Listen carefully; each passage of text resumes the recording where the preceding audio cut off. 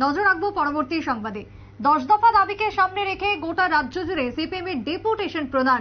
আজ শহর আগরতলাতেও সেই ছবি পরিলক্ষিত। 10 দফা দাবি আদায়ের লক্ষ্যে বামপন্থী প্রতিনিধি দল পশ্চিম ত্রিপুরা জেলা শাসকের নিকট সামিল হলেন, দেখা করলেন, সেখানেই ডেপুটেশন তুলে ধরলেন।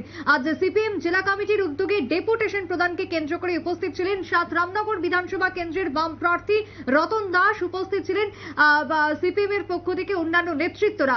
জেলা শাসকের দপ্তরে গিয়ে আজকের এই ডেপুটেশন তুলে ধরলেন বাম নেতৃত্বরা। তবে শুধুমাত্র শহর আগরতলা নয় বা পশ্চিম জেলা নয়, গোটা রাজ্য জুড়েই তারা আজকে এক দিবসীয় এই ডেপুটেশন প্রদানকে কেন্দ্র করে নেমেছেন পথে। শহর এবং শহরের পাশাপাশি জেলা মহকুমাতেও একই ছবি ধরা পড়েছে। তবে প্রথমে শুনবো আজকে বামপন্থী প্রতিনিধি দলের কি বক্তব্য উঠে এসেছে ডেপুটেশন প্রদানকে ঘিরে। শুনুন। এইমাত্র আমরা পশ্চিম ত্রিপুরা জেলা শাসকের কাছে 10 দফা দাবিতে মেমোরেন্ডাম জমা দিয়েছি। আমার সঙ্গে রয়েছেন পশ্চিম ত্রিপুরা জেলায় আমাদের পার্টির 4 মহকুমার সম্পাদকগণ, comrade Subhasis Ganguly, comrade Pranab Debbarma, comrade Narayan Deb, comrade Subhash De. আমরা 10 দফা দাবি উত্থাপন করে ডিএম সাহেবকে বলেছি যে গত 4-5 মাস যাবৎ আমাদের জেলায় রেগার কাজ মানুষ পাচ্ছেন না। যারা জব কার্ড হোল্ডার তারা পাচ্ছেন না। চরম দারিদ্র বিরাজ করছে। টুয়েপের কাজ নেই, একটা ভয়ঙ্কর অবস্থা। তার সঙ্গে খাদ্যের অভাব, কাজের অভাব মানে রোজগার নেই। রোজগার না থাকলে হাতে টাকা নেই, টাকা না থাকলে বাজার যেতে পারে না, ব্যবসা বাণিজ্য মন্দা। বাজার না গেলে পরে কি করে খাদ্য সংগ্রহ করবে? ক্রয় ক্ষমতা থাকতে হবে। এই বিষয়টা আমরা তুলে ধরেছি। তারপরে আমরা বলেছি যে এই ভয়ঙ্কর যে পানীয় জলের সংকট, জেলার বিভিন্ন জায়গার মধ্যে পানীয় জলের সংকট, বিভিন্ন জায়গার মধ্যে রাস্তা রোগো করছে, অনেকে পানীয় জল পাচ্ছে না, সাপ্লাই নেই। পিউরিফাইড পানীয় জল তো পরের কথা, অ্যাটলিস্ট খাওয়ার মতো জল তাও পাচ্ছে না। বিদ্যুৎ যখন তখন চলে যাচ্ছে, হাসপাতালে বিদ্যুৎ চলে যাচ্ছে, 1.5 ঘন্টা 2 ঘন্টা বিদ্যুৎ আসে না। পাড়ায় আজকে বিদ্যুৎ গেল তো 4-5 দিন 6 দিন বিদ্যুৎ আসে না, ঘন্টার পর ঘন্টাও আছে, এরকম বিদ্যুৎ আসে না। এই বিষয়টা আমরা সেখানে তুলে ধরেছি। বেকারদের কাজের ক্ষেত্রে বলেছি, শিক্ষিত বেকার, তাদের কোনো চাকরি নাই। সরকার প্রতিশ্রুতি দিয়েছিল চাকরি দেবে, চাকরি নেই, কাজ নেই।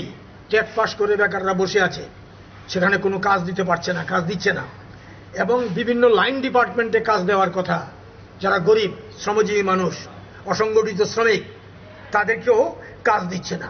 এবং গরিব যারা, এমনিতে আমরা দেখি আগরতলা শহরেও দেখি বিভিন্ন জায়গার মধ্যে রাস্তার পাশে, বাজারে, শেডের সামনে, পুকুর পাড়ে গরিব মানুষ রাতে ঘুমায়। এই চিত্র বামফ্রন্ট সরকারের সময় ছিল না। আমরা বলেছি তাদেরকে খাবার প্রোভাইড করতে হবে সরকার থেকে। কাজ যেমন দিতে হবে, খাবারও দিতে হবে, ফুড আইটেমস দিতে হবে। এবং আমরা বলেছি যে ফসল তুফানে বিভিন্ন সময়ে ন্যাচারাল ক্যালামিটিতে ক্ষতিগ্রস্ত হয়েছে কৃষকরা, তাদের যে লস হয়েছে তাদেরকে আর্থিক সহায়তা দান করতে হবে, যাতে তারা পুনরায় কৃষিকাজ শুরু করতে পারেন। বিভিন্ন জায়গার মধ্যে রাস্তাঘাট ভেঙে গেছে, 5-6 বছর ধরে কোনো কাজই হচ্ছে না। আমরা বিভিন্ন রাস্তার নাম আমরা উল্লেখ করে বলেছি। তাছাড়া জেলার বিভিন্ন জায়গার মধ্যে, গ্রামীণ এলাকা, পার্বত্য এলাকার মধ্যে, ট্রাইবেল এলাকার মধ্যে রাস্তাগুলো ভেঙে আছে, ড্রেন ভেঙে আছে, বাজার শেড ভেঙে আছে। হ্যাঁ, এগুলো ঠিক করার জন্য আমরা বলেছি। তারপরে বলা হয়েছে ইরিগেশন, জলসেচ, জমিতে জলসেচের যে মেশিন, হ্যাঁ, এই মেশিনগুলো বিকল হয়ে আছে। মেশিন ঘর ভেঙে গেছে, বিদ্যুতের কানেকশন নেই, মেশিন চালানোর মতো লোক নেই, বিভিন্ন প্রবলেম রয়েছে। জলসেচ, এই জলসেচটা নিশ্চিত করা। জলসেচ না থাকার কারণে জমিতে চাষ হয় না, বহু জমি খিল পড়ে আছে, চাষ করা যাচ্ছে না, এটা আমরা বলেছি। তাছাড়া আগরতলা শহরে আমরা বলেছি রঞ্জিতনগরে একটা লোহার সেতু আছে।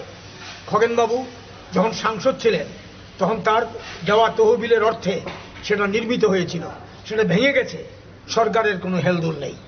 এবং পাশাপাশি দক্ষিণ জয়নগরে একটা কাঠের ব্রিজ, সেটাকে মেরামত পর্যন্ত করা হচ্ছে না। মানুষ পড়ে যায়, সাইকেল পড়ে যায়, মোটরসাইকেল পড়ে যায়, যেতে পারে না, রিক্সা নিয়ে যেতে পারে না, এই হচ্ছে অবস্থা।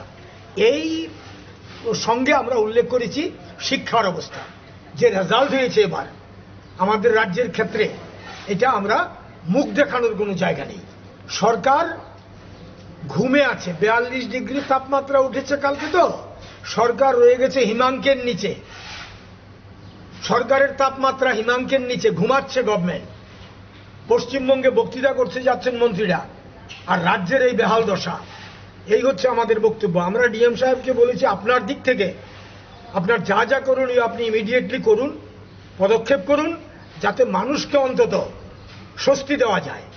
এই দাবিটা আমরা রেখেছি। তিনি বলেছেন এই দাবির যৌক্তিকতা আছে, যুক্তিসম্মত দাবি।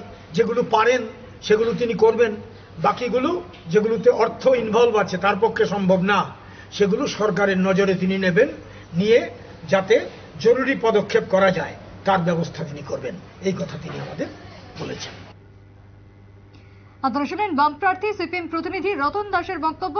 একাধিক দাবি রয়েছে তাদের। বর্তমানে সিবিএসইর রেজাল্ট বেরিয়েছে সাম্প্রতিককালে, এবং সেই রেজাল্টকে কেন্দ্র করে যেরকম ক্ষোভ প্রকাশ করেছেন, শিক্ষার মান নিয়ে প্রশ্ন তুলেছেন।